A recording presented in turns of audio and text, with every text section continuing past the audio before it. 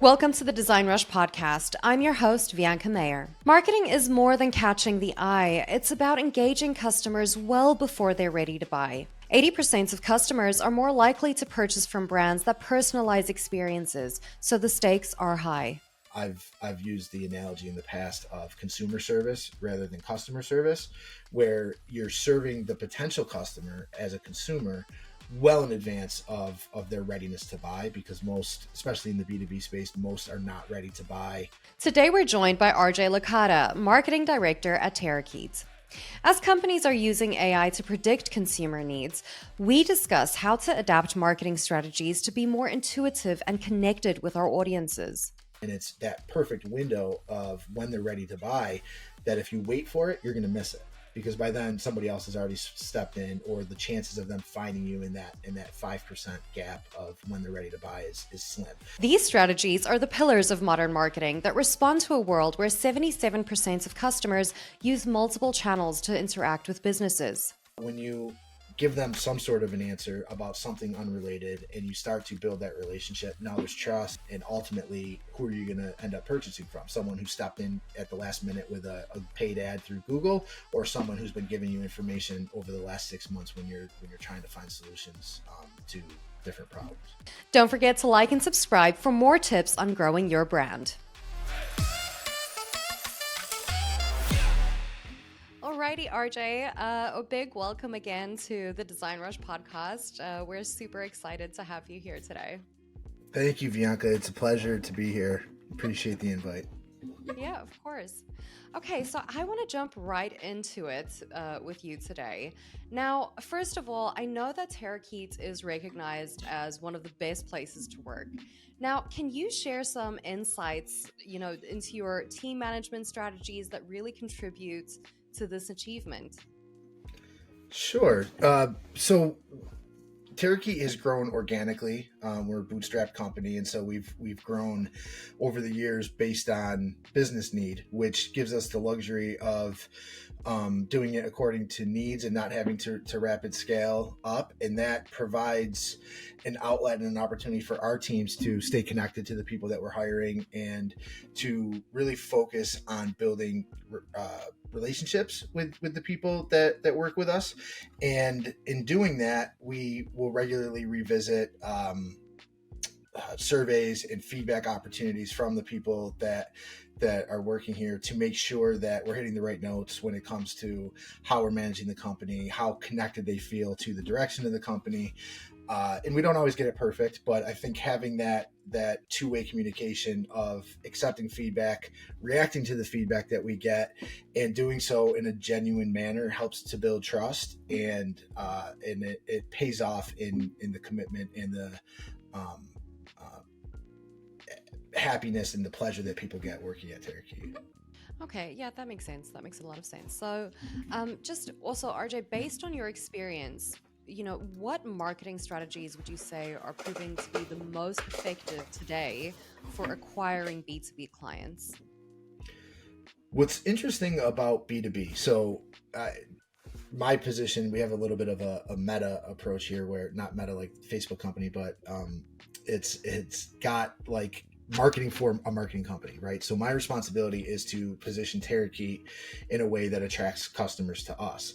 And then our customers, we're providing marketing services to them. And so we work with both B2B and B2C companies to help them reach their customers.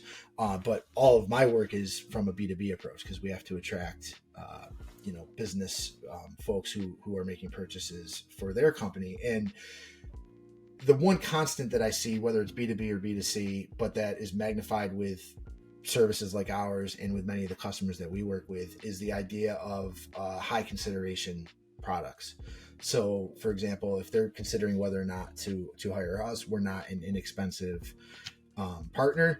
And so they need to really understand what they're getting and why they need it and what problems we can solve. And so the tactic that comes with that is not bottom of funnel transaction. It's important, but you need to start much earlier than that. You need to bring content along. You need to support them long before they're ready to be a customer. I've used the analogy in the past of consumer service rather than customer service, where you're serving the potential customer as a consumer well in advance of their readiness to buy, because most, especially in the B2B space, most are not ready to buy most of the time. And it's that perfect window of when they're ready to buy that if you wait for it, you're going to miss it, because by then somebody else has already stepped in, or the chances of them finding you in that 5% gap of when they're ready to buy is slim.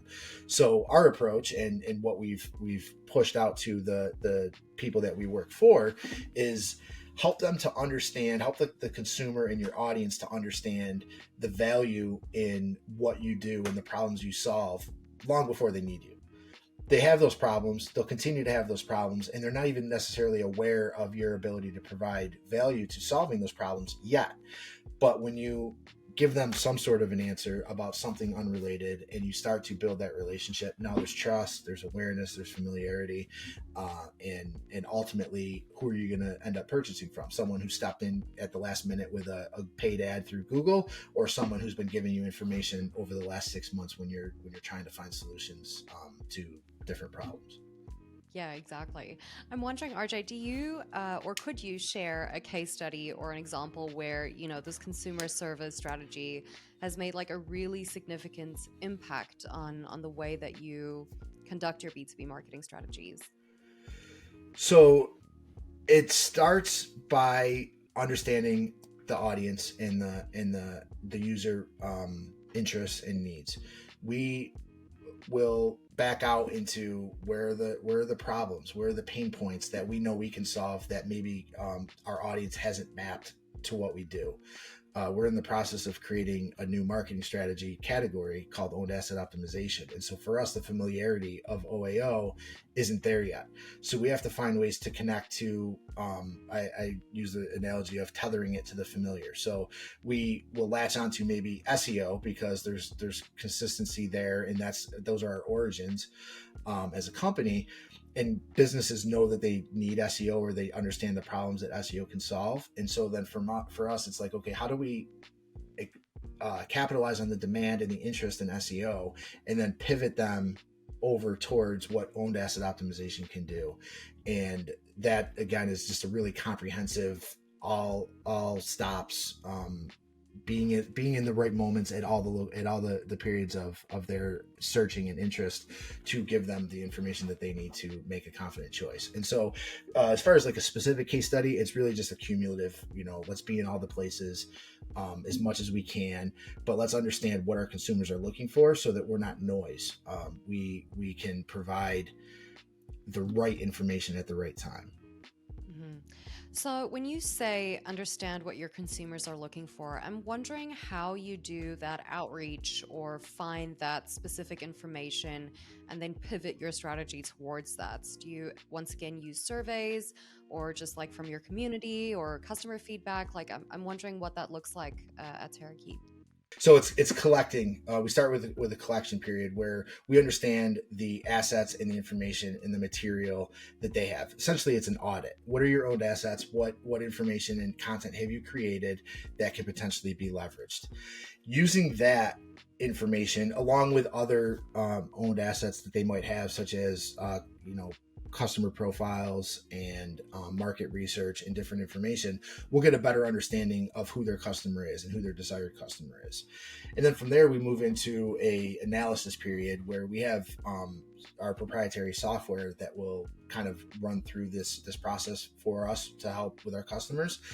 And it starts by mapping the content that exists to search queries, because we lean into organic search and consumer behavior in organic search as a primary tool for understanding the landscape, the market, consumer needs, and really getting a good handle on it. We've looked at organic search and search behavior as, I like to call it, the world's most honest focus group.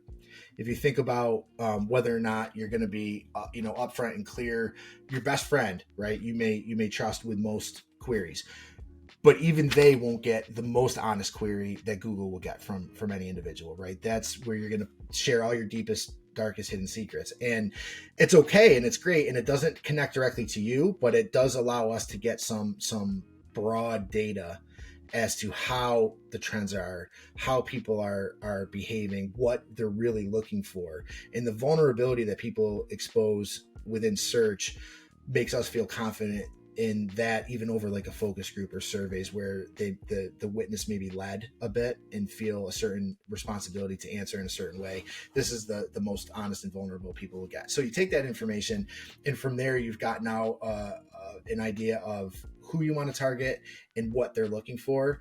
And then you can marry the content that you have existing, identify gaps in places you don't have content. And that's where you start to build a comprehensive strategy for what to produce next. And then from there, organic search tells a lot of the story, but ultimately with owned asset optimization, it comes back to the asset itself, the piece of content or the material that drives the value. And we think of it as asset focused and channel agnostic. So however they're coming to that piece of content is immaterial as long as the content delivers what they're after. And if it answers the right questions and it provides the value, the brand equity that carries, even if it's not a transaction today or a conversion today, it will build this mutual trust in a longer term relationship where people feel like they can depend on the brand to serve them. Okay, amazing. Just also on that note, how, from this like sort of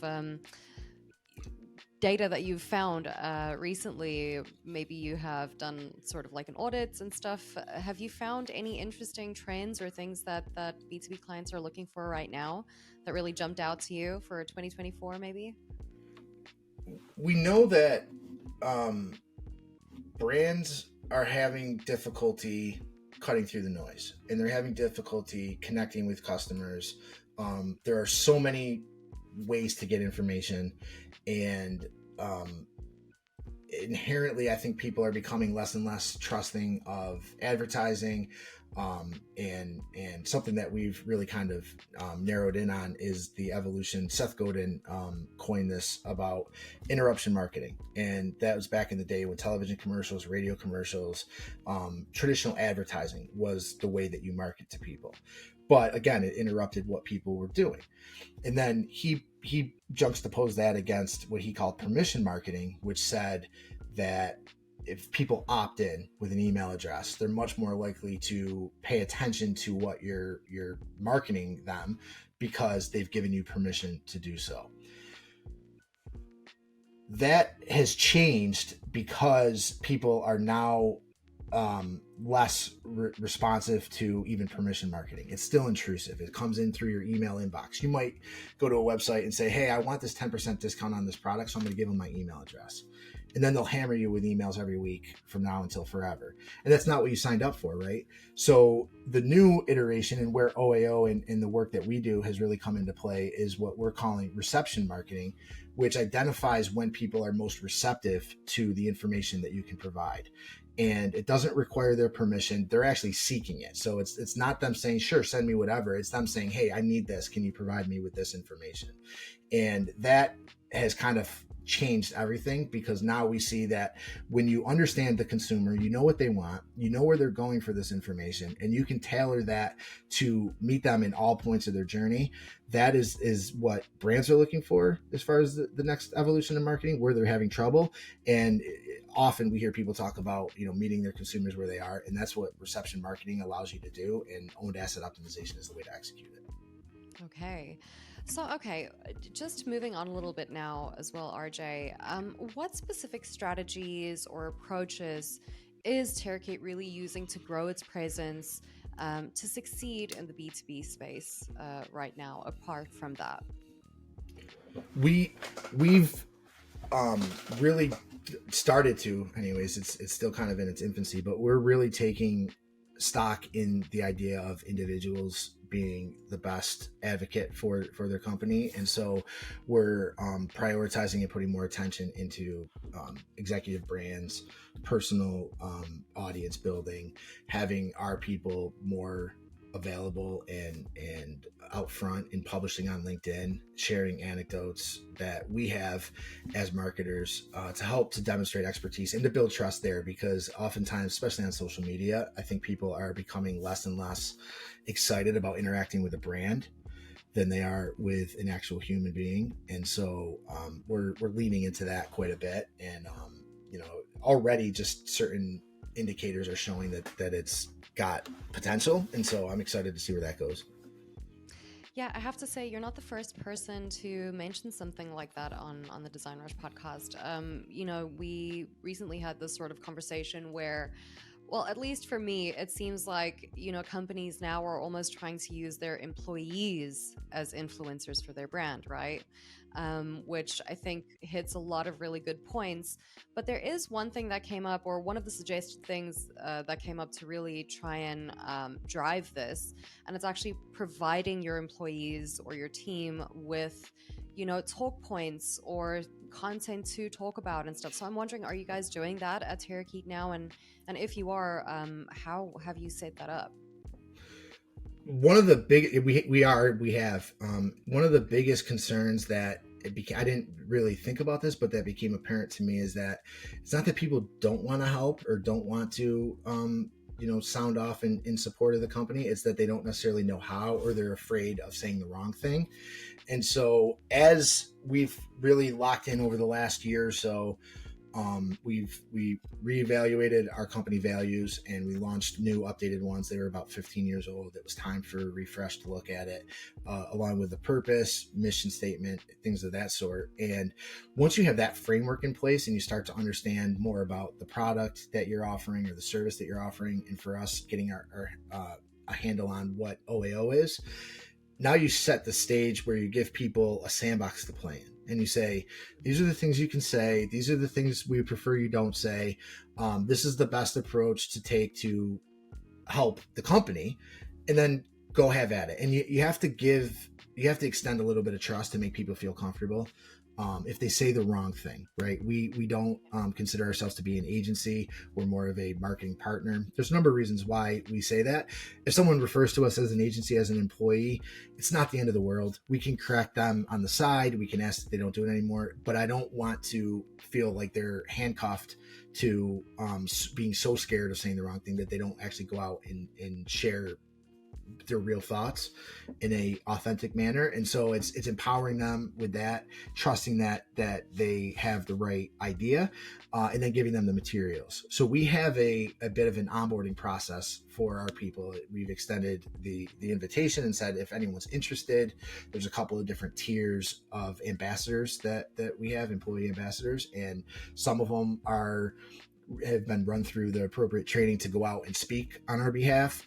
Others are more like, I'm going to just advocate on my own social media channels, and we'll use software to give them like X pieces of content with some iterations of what potential copy could look like, and then they've got the tools to go out and share that information as they feel comfortable.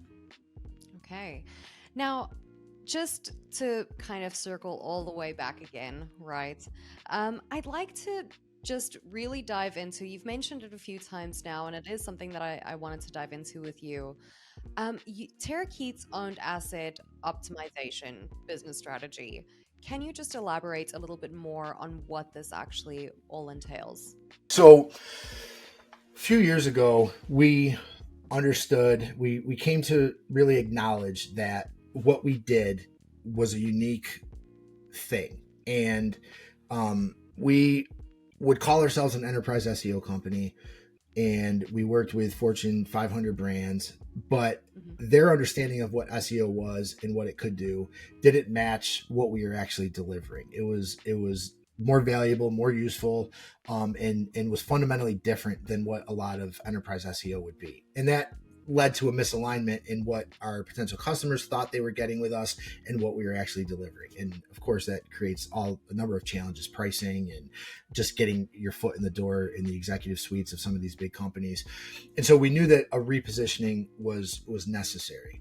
And when we went through this process, we came to learn that not only were we misaligned with how we were positioning ourselves, but we were also missing a huge opportunity where what we were doing was so fundamentally different that we were costing ourselves by calling it SEO. It was actually much bigger in scope than SEO. And so after some thought about what exactly it was that we were doing, that's when we came to understand and label it as owned asset optimization. The reason that it's different and more powerful in our opinion is because by nature you're going from search engine optimization, right? And that's channel focused, to owned asset optimization, which is not channel focused. And so the fundamental difference between OAO and other marketing is that it starts with the channel or with the asset focused, channel agnostic. So we look at it like, what content do we need to create? What will best match the needs of the customer? How do we create it? And then from there, it becomes how do we distribute it? Where do they find this content? And how does it ultimately bring them back to an owned asset, which is something that the brand would fully control? That's the delineation. So it focuses on assets first. It focuses on control first. We have a tool that Terakeet invented. It's a framework. We call it the Mach 6. And it stands for the 6-layered marketing asset control hierarchy. And what that does is it organizes marketing by degree of control. So all of the different marketing channels and the assets that would fit within those channels are organized first at the bottom levels by owned assets. Then in the middle group, it's by managed assets, and those are assets and channels that you have some control over, but not full control over. So you think about like social media. If Mark Zuckerberg or Elon Musk decides that the basis of their format is going to change tomorrow, brands have nothing. They can control what they put out, but they can't control how it looks or what parameters there are. So there's limitations to their control. And then at the final level is leveraged channels, and that's things like news and word of mouth, things where you can attempt to influence those messages and how those channels are executed, but you don't really have direct control over them at all. And through that framework, it's allowed us to better explain and align the value that a asset first approach can have over the entirety of your marketing, and that brings cohesion to all the different marketing efforts that you might have. We've worked with companies who have a variety of agencies and certain specialties, and what they often lack is the unified, how do we bring this all together? And something that Terakeet really excels at is working with a marketing department to better align and bring cohesion across not only the marketing teams, but also the other various individual departments within the organization. Okay, so if I'm understanding it right, all of these sort of marketing tools or platforms that we generally use, say as marketers, to put our content out there, you've kind of collected that all into one place and makes it easier to then navigate and use those. Am I correct? Yeah, no, I think you have the right idea. Our technology doesn't do that. Our technology, we provide a managed service, so it helps us to understand where there's opportunities. But through the Mach 6 framework, marketers, brands, our team are better able to understand where there's opportunity. And so it won't necessarily gather and publish it, but it does acknowledge that we can see the connection. If you were to publish something on a blog post, you can see how by not having anything related to email or social media, how you're sacrificing and leaving a gap in the managed level. And then you know that you've got, there's an opportunity for more control than just word of mouth that you need to capitalize on. I'm with you. Okay, great. Thank you for clarifying that. Okay, so just on your OAO business strategy, right? Do you have any data or statistics that really showcases how this approach is better than traditional digital marketing methods? We've seen through the work that we've done, the number's escaping me now. I believe it's like a 80-something% decrease in customer acquisition costs by using what we refer to through OAO as always on acquisitions.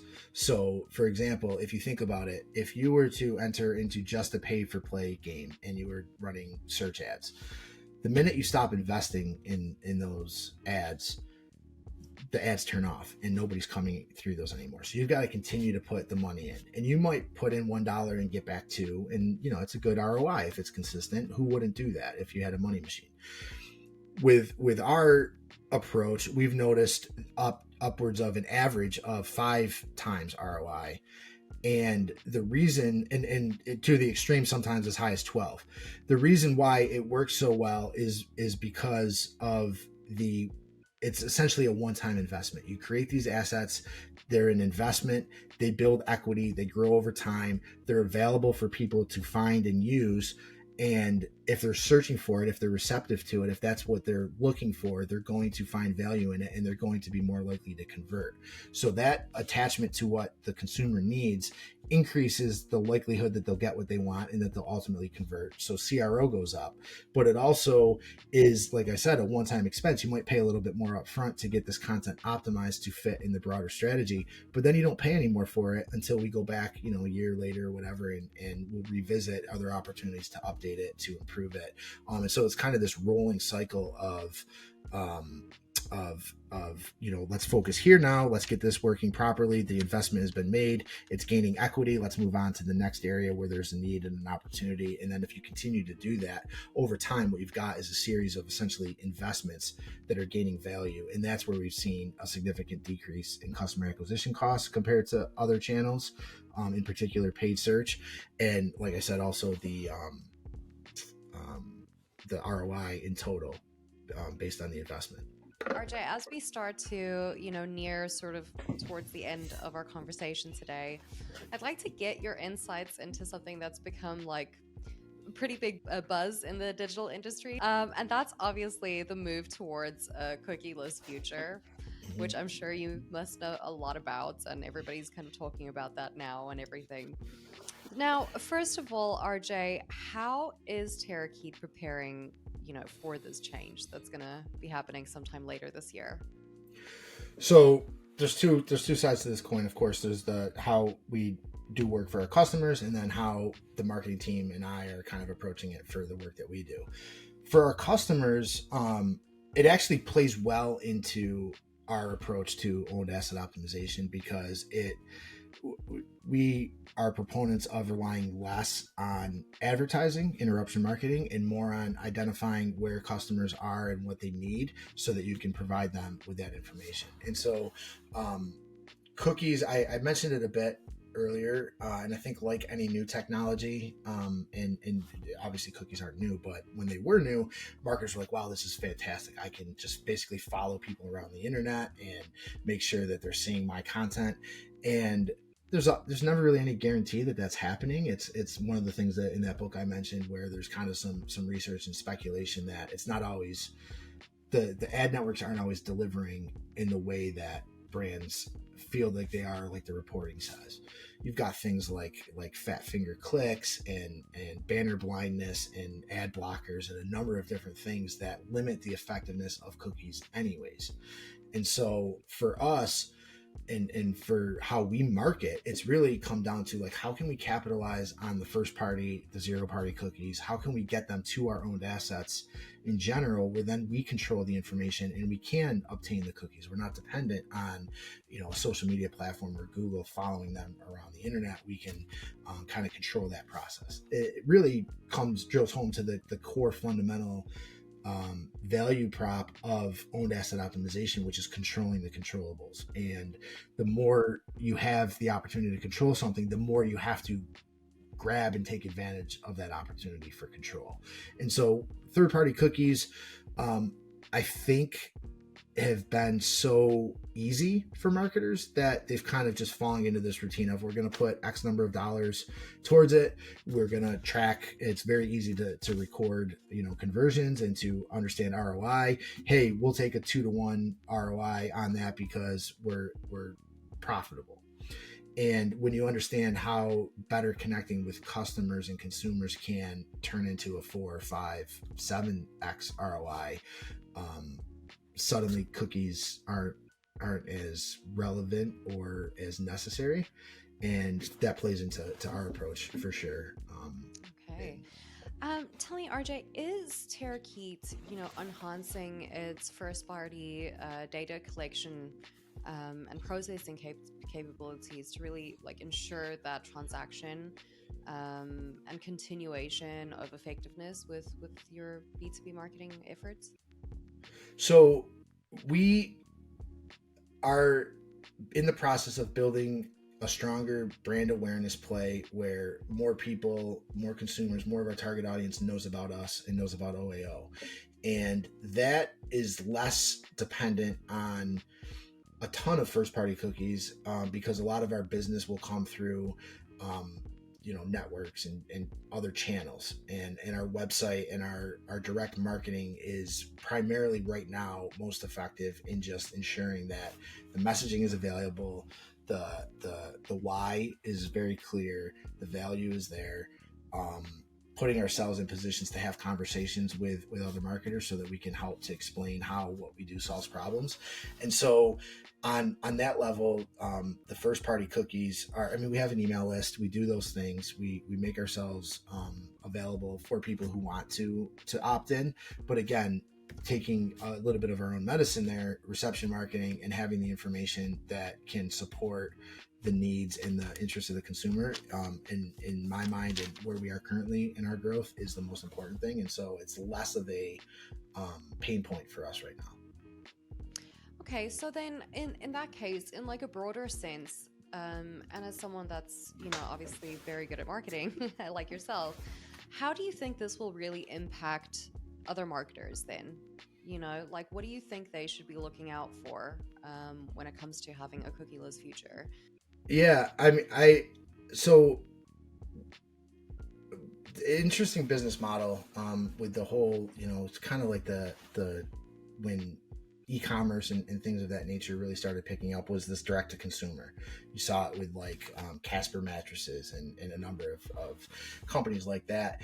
And kind of a spin on that I've been thinking about quite a bit is the idea of major brands being direct to consumer publishers. So we mentioned the eyeglasses.